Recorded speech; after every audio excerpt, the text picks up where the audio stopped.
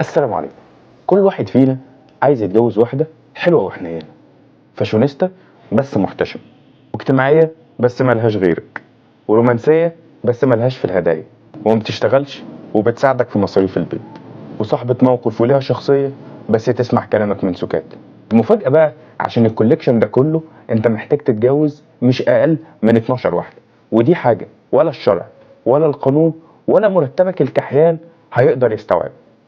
مراتك الرومانسية ممكن تبقى قماصة، والعاقلة ممكن تبقى عصبية، والحنينة ممكن تبقى نكدية، والفرفوشة ممكن تبقى زنانة، والذكية ممكن تبقى ما بتحبش المطبخ. خد منها اللي انت محتاجه واحمد ربنا عليه، والباقي اتعامل معاه برحمة. وخد بالك ان في مزايا كتير ممكن تبقى موجودة في شريكة حياتك وانت عمرك ما شفتها.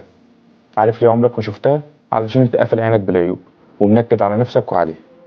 لو ما بتخرجش اسرار البيت فدي ميزه، لو بتعرف تختار لك لبسك الحلو وانت نازل فدي ميزه، لو بتعمل لك كوبايه شاي وانت قاعد بتتفرج على الماتش من غير ما تطلب فدي برضه ميزه، لو مسجله نمرتك على تليفونها حبيبي فدي ميزه، او لا قدر الله حاطه صورتك باك جراوند فدي برضه كمان ميزه. معاك على فيلم هي ما بتحبهوش فدي برضه ميزه، بتفرح بالهدايا اللي انت بتجيبها حتى لو كانت قيمتها قليله فدي برضه ميزه، لو بتحب اي حاجه من ريحتك فدي برضه ميزه، لو بتوفر لك في مصروف البيت فدي برضه ميزه. على كل المميزات دي، وفي النهايه عايز اقول لك حاجه واحده تحطها حلقه في الافلام ومسلسلات ومفكر ان مفيش حد هيكشفك.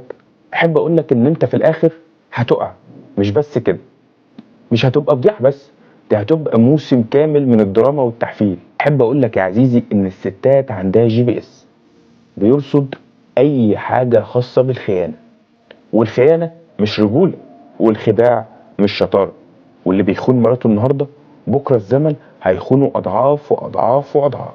فوق لنفسك قبل ما تلاقي نفسك واقف لوحدك، لا بيت ولا حبيبة ولا احترام من الآخرين. تصبح على خير. سلام عليكم.